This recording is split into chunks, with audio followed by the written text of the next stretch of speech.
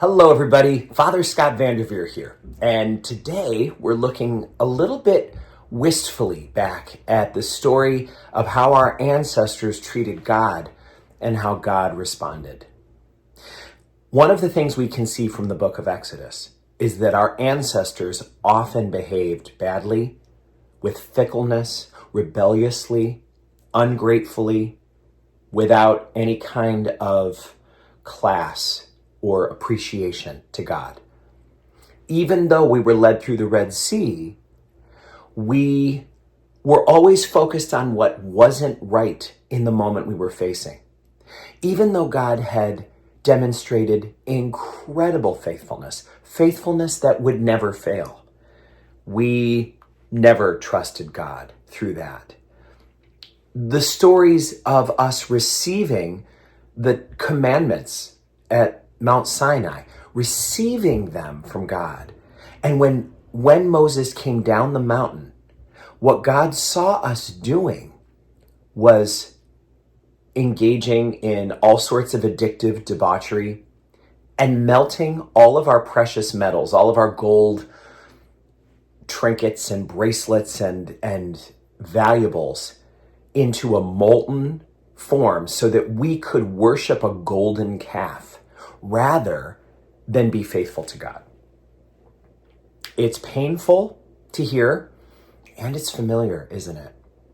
It's familiar to see how untrusting we could be, how unfaithful we could be. And I think we've seen that a lot in our own times. We've seen that trait in us. People do call out for mercy and love whenever there's trouble. And then nearly as soon as that mercy and love arrive, as soon as the worst part of the problem has passed, we start complaining about small things, making mountains out of molehills, and being aggressive with each other and ungrateful to God. I think about the very first days of the COVID pandemic when we were all begging for our lives. Do you remember those scenes from Italy where there weren't enough ventilators for everyone who was dying in hospitals of COVID, and they were trying to figure out how to get 2 tubes branched off of one machine so 2 people could at least have half the power of that machine? Do you remember the fear of everything closing down, the realization that we might be entering another Great Depression, the awareness that we were one virus connection away from being perhaps taken from our families? It was terrifying. And I know as a priest, I did a lot of funerals for people who died of COVID. It was a terrible plague, as these plagues are, like the Spanish flu was, like bubonic plague was. These things happen in the human family every once in a while. And doctors who've studied this and the cycles of it say about every century or so, we've seen a plague of some sort come, and we have to build up some immunity to it. In those first days, we were begging for help, begging for support. We were afraid because we couldn't work unless we had an essential job that we would lose money, run out of food. We wouldn't have any way to support ourselves. And then on top of it, on top of being thrust into poverty, we were all going to get sick and die. It was terrifying. For about 2 weeks, we were willing to do anything it took. And then we started realizing that we might be able to survive this. The government came up with a plan for us to receive stimulus money. And so we received PPP and ERC and other forms of stimulus that helped us to find our way through. And we were given all of this indication that everyone was working hard to fast track a vaccine. We're going to do everything we can because the whole world is shut down right now. So normally it takes a decade to work on a vaccine. We're going to get a vaccine faster than that. We're going to do everything we can. And then we started getting confident that we were going to find our way through this. So we didn't want to wear masks anymore. I don't want to wear a mask, we would say. Why should I have to wear a mask? Why don't you wear a mask if you're so worried about it? That doesn't reflect the attitude of someone who's grateful for having survived a plague, for being supported through the midst of everything. All of a sudden, all these conspiracy theories started springing up. Why is this plague happening? Who's benefiting from it? Then we rejected the vaccines. Many of us didn't want the vaccine, or we thought the vaccine was too imperfect to take.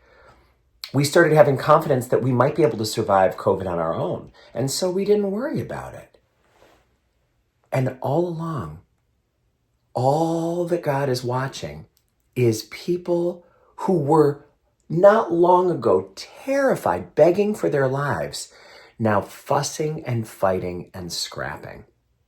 No longer recognizing that the very fact that we were alive was a sign that we had had our prayers answered. God had responded to our prayers. And yet we were too busy focusing on what wasn't right to see what was. That's been in us from the beginning. That's the book of Exodus in modern times. We get through the Red Sea, and then we don't like the food on the other side of the water. We're upset with the catering that God is doing. We're upset with the route we're taking. We're upset that we don't have some of the foods we used to like when we were in slavery. Did you see that people were saying, can we go back to Egypt? Can we eat cucumbers and leeks again like we did? Maybe slavery wasn't so bad. Maybe slavery wasn't so bad. Maybe getting COVID wouldn't be so bad.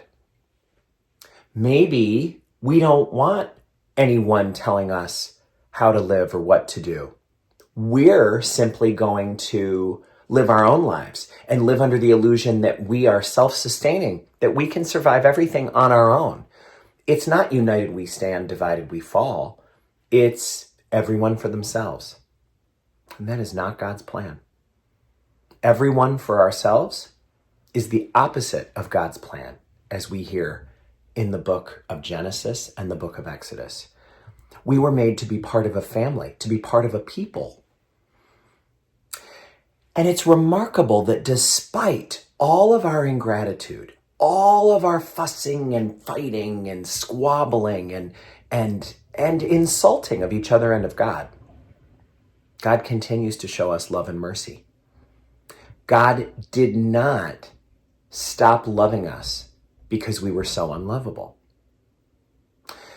I remember hearing a story about a social worker who was going into a juvenile detention facility to work with really difficult young people who were on the wrong path. And at one point, she was signing in, and one of the corrections officers asked who she was going to see. When she said the name of the boy, the corrections officer said, "Are you kidding me? You're still seeing that punk? Hasn't he burned his bridge with you by now?" And she finished signing her name and looked up and said, "My bridge isn't flammable. God's bridge isn't flammable.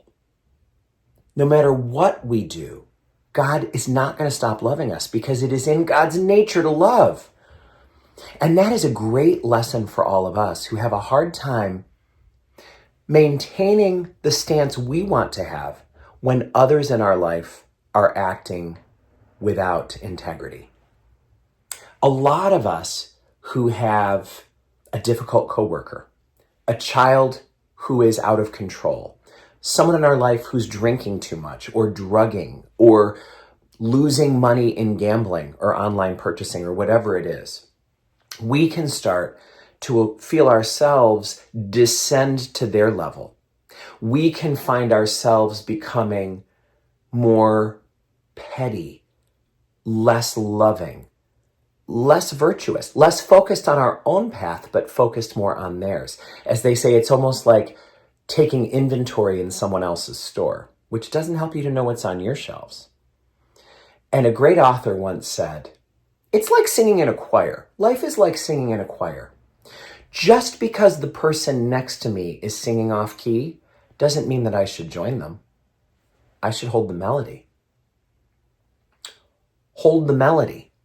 And then they might be able to hear the difference in the pitch and join you.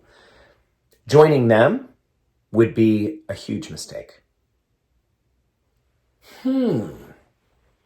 What to make of the book of Exodus in our lives? How can we apply it to our own way of living? How can we see that our ancestors have, in the book of Exodus, a story of an egregious example of something that we actually do all the time? Begging for help, getting enough of it that we're satisfied that we're going to be okay. And then, like a ungrateful teenager, telling God to leave us alone and stop meddling when we were the ones who begged. May God continue to be who God is and love us despite all of it. May God's bridge never be flammable. And may we take a page out of God's book and learn to love others that way too. May God bless you all.